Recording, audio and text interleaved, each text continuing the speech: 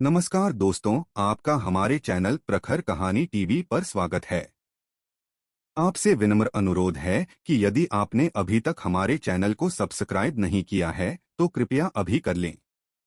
आपका एक लाइक और सब्सक्रिप्शन हमें और भी बेहतर कंटेंट बनाने के लिए प्रेरित करेगा। साथ ही बेल आइकन को ऑन करना न भूलें ताकि हमारे नए वीडियो का नोटिफिकेशन आपको सबसे पहले मिले। चलिए दोस्तों, अब कहानी शुरू करते हैं। यह कहानी सिर्फ एक गरीब अनाथ लड़के की नहीं बल्कि एक ऐसे व्यक्ति की है जिसने अपनी तकदीर खुद लिखी। लेकिन यह सफर इतना आसान नहीं था। रास्ते में उसे ऐसे अनुभव हुए जो सामान्य नहीं थे, कुछ डरावने, कुछ रहस्यमयी। क्या ये सिर्फ संयोग थे या फिर कोई अदृश्य शक्ति उसकी परीक्षा ले रही थी? शिवपुर गांव चारों तरफ घने जंगलों से घिरा था। यहाँ के लोग सीधे सादे थे, लेकिन अंधविश्वास में बहुत विश्वास रखते थे।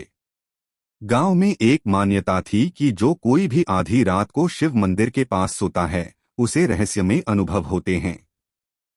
लेकिन रामू के पास कोई और चारा नहीं था। गांव के लोगों ने उसे कभी अपनाया नहीं। जब रात होती तो वह मंदिर की सीढ़ियों पर लेट जाता और आसमान के तारों को देखता। लेकिन कभी कभी उसे ऐसा लगता जैसे कोई उसकी ओर देख रहा हो।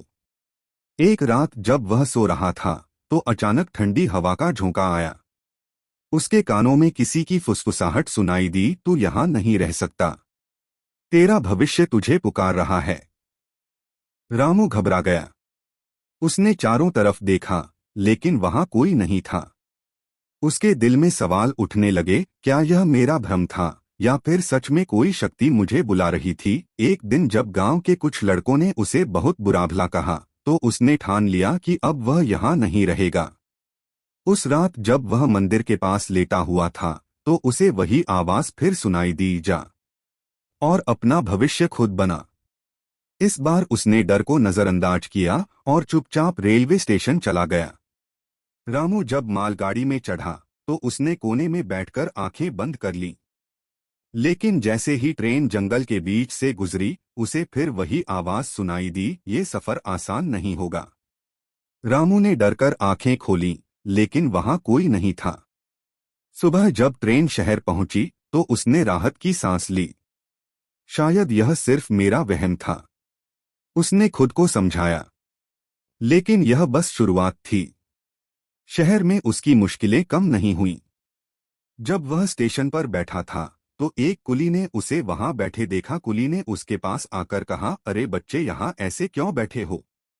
रामू ने धीरे धीरे अपनी कहानी कुली बताई। कुली ने उसे सहानुभूति भरी नजरों से देखा और कहा, बेटा, इस शहर में कोई तुम्हें मुफ्त में कुछ नहीं देगा। अगर जीना है तो मेहनत करनी होगी। दुनिया में मेहनत करने वालों की ही कदर होती है। रामू ने धीरे से पूछा, लेकिन मैं क्या कर सकता हूँ? मेरे पास ना पैसा है ना कोई काम। कुली मुस्कुराया और बोला, तुम भी कुली का काम क्यों नहीं करते? यहाँ हर कोई अपनी किस्मत खुद बनाता है। भगवान भी उसी की मदद करता है जो खुद अपनी मदद करता है। कुली की बात मानकर अगले दिन से रामू ने कुली का काम शुरू कर दिया। वह यात्रियों का सामान ढोता और बदले में पैसे कमाने लगा। दिन भर काम करने के बाद वह रात को स्टेशन के एक कोने में सो जाता। ठंड और भूख अब भी थी, लेकिन उसके हौसले मजबूत थे। रामू ने पहली बार महसूस किया कि यह दुनिया गांव से अलग थी। रात को जब वह स्टेशन के कोने में सोया तो उसे एक सपना आया। एक रहस्यमय आकृति उसे एक दुकान के अंदर ले जा रही थी। वहां सोने चांदी के गहने थे, लेकिन जैसे ही उसने गहनों को छूने की कोशिश की वह गायब हो गए। वह घबराकर उठ गया। क्या यह कोई संकेत था? लेकिन एक दिन जब वह एक यात्री का सामान उठा रहा था तो उसकी नजर एक अजीब सी चीज पर पड़ी। रेलवे ट्रैक के पास मिट्टी में कुछ दबा हुआ था। उसने धीरे से मिट्टी हटाई तो एक पुराना सिक्का मिला। उस सिक्के पर कुछ लिखा था, सफलता उनकी होती है जो अपने डर को हराते हैं। रामू चौंक गया। क्या यह मेरे लिए कोई संकेत है? एक दिन एक ट्रेन से एक व्यापारी उतरा। वह सफेद धोती कुर्ता पहने हुए एक सम्मानित व्यक्ति लग रहा था। रामू ने दौड़कर उसके पास जाकर कहा, साहब आपका सामान उठाओ। व्यापारी ने उसे देखा और कहा, तुम बहुत छोटे हो, यह काम क्यों करते हो? तुम्हारी उम्र तो खेलने कूदने की है। रामू ने उसकी बात सुनकर धीरे धीरे अपनी कहानी सुनाई। उसने बताया कि वह अनाथ है और अपनी मेहनत से अपनी किस्मत बदलना चाहता है। उसने कहा, साहब मैंने सीख लिया है कि जिंदगी में बिना मेहनत के कुछ नहीं मिलता। व्यापारी जिसका नाम मोहनलाल था उसकी बातों और हिम्मत से प्रभावित हुआ। उन्होंने कहा, बेटा मैं तुम्हारी मेहनत और लगन की सराहना करता हूँ। मेरा पास में एक कपड़ों का गोदाम है। अगर तुम काम करना चाहते हो तो मेरे साथ चलो, मैं तुम्हें अच्छा काम और पैसा दूंगा। व्यापारी की बात सुनकर रामू की आंखों में खुशी के आंसू थे। उसने हाथ जोड़कर कहा, साहब आपने मेरी जिंदगी बदल दी। मोहनलाल मुस्कुराए और बोले, यह तुम्हारी मेहनत का फल है बेटा। हो सकता है भगवान ने मुझे तुम्हारी मदद के लिए भेजा है। लेकिन जब वह मोहनलाल जी के गोदाम में पहुंचा तो उसे कुछ अजीब लगा।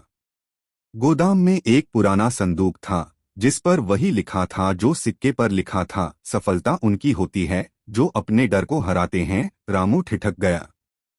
क्या यह सिर्फ इत्तेफाक था या फिर किस्मत मुझे कुछ संकेत दे रही थी? रामू ने गोदाम में काम करना शुरू कर दिया।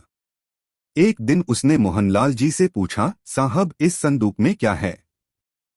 मोहनलाल जी मुस्कुराए और बोले, यह तुम्हारी मेहनत का इनाम हो सकता है, लेकिन अभी नहीं। रामू के दिल में सवाल उठने लगे। आखिर इस संदूक में क्या है? कुछ सालों में रामू ने गोदाम के हर काम में महारत हासिल कर ली। अब उसकी उम्र 25 साल की हो चुकी थी। उधर मोहनलाल 60 साल के हो गए थे। एक दिन उन्होंने रामू से कहा, बेटा अब तुम अपने काम में माहिर हो गए हो, अब समय आ गया है कि तुम खुद का व्यापार शुरू करो, मैं तुम्हारी मदद करूंगा। मोहनलाल की मदद से रामू ने कपड़ों की एक छोटी दुकान खोली। उसने अपनी ईमानदारी और मेहनत से दुकान को सफल बना दिया। धीरे धीरे उसका काम बढ़ने लगा। कुछ सालों में उसने मोहनलाल कर्ज भी चुका दिया। मोहनलाल जी ने उसे आशीर्वाद दिया और कहा, अब समय आ गया है, संदूक खोलो। रामू ने कांपते हाथों से संदूक खोला। उसमें सोने चांदी के गहने नहीं बल्कि एक पुराना पत्र रखा था। पत्र में लिखा था, तुम्हारी मेहनत ही तुम्हारा सबसे बड़ा खजाना है। दुनिया में सबसे बड़ा धन ईमानदारी और परिश्रम है। अब तुम्हारा असली सफर शुरू होता है। रामू की आंखों में आंसू आ गए। रामू अब एक बड़ा व्यापारी बन चुका था, लेकिन उसने यह सफलता अकेले नहीं पाई थी। क्या वह आवाजें सच में किसी अदृश्य शक्ति की थीं? क्या सिक्का और संदूक सिर्फ इत्तेफाक थे? क्या मोहनलाल जी उसे पहले से जानते थे? रामू के पास इन सवालों के जवाब नहीं थे, लेकिन एक बात वह जान चुका था, किस्मत उन्हीं का साथ देती है जो खुद पर विश्वास रखते हैं। आज रामू एक सफल व्यापारी है। उसने अपने संघर्ष के दिनों को कभी नहीं भुलाया। वह अब जरूरतमंद बच्चों की मदद करता है और उन्हें सिखाता है कि मेहनत और लगन से किस्मत बदली जा सकती है। एक दिन जब वह मंदिर के पास खड़ा था तो उसे फिर वही आवाज सुनाई दी, अब तेरा कर्तव्य पूरा हुआ, तू अब किसी और की रोशनी बनेगा। रामू मुस्कुराया और सिर झुका लिया। यह वही मंदिर था जहां से उसकी यात्रा शुरू हुई थी। क्या यह सब पहले से तय था? क्या कोई शक्ति सच में उसकी परीक्षा ले रही थी? उसके पास जवाब नहीं थे, लेकिन अब वह जान चुका था कि संघर्ष ही सफलता की पहली सीढ़ी है। अगर आप में मेहनत करने की लगन है तो कोई भी आपको सफल होने से रोक नहीं सकता। दोस्तों, यह कहानी हमें यह सिखाती है कि हमारी किस्मत हमारे अपने हाथों में होती है। चाहे हालात कितने भी मुश्किल क्यों ना हो, अगर हम मेहनत और ईमानदारी से अपने लक्ष्य की ओर बढ़े तो सफलता जरूर मिलती है। किस्मत बदलने के लिए भाग्य पर निर्भर रहना पर्याप्त नहीं है, भगवान भी उसी की मदद करता है जो खुद अपनी मदद करता है। साथ ही हर छोटे काम की इज्जत करनी चाहिए। हर बड़ी शुरुआत छोटे कदमों से होती है। ईमानदारी और लगन से किए गए काम का फल हमेशा अच्छा होता है। इसके साथ ही सबसे महत्वपूर्ण बात, जब आपके जीवन में कोई सहारा ना हो तब भी अपने हौसले को टूटने न दीजिए। यही हौसला आपकी सबसे बड़ी ताकत बनता है। याद रखिए, आपकी मेहनत आपकी तकदीर का सबसे बड़ा हथियार है।